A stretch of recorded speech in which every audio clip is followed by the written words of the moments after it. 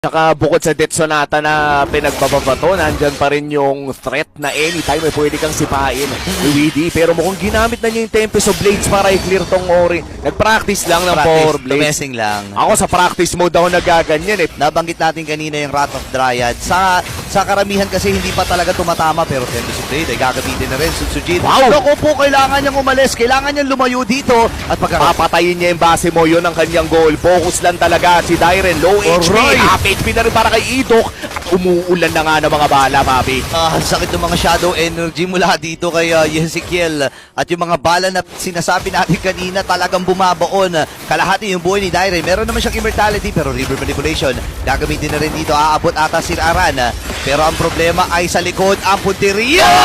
Pero tinamaan ang pinakaunig sa Baron Jade Kondo. Ngayon si Aran ang magiging sakripisyo ata. 4v4 na magiging laban pero pumasok si Fabian. Popping immortality si Dairen. Baka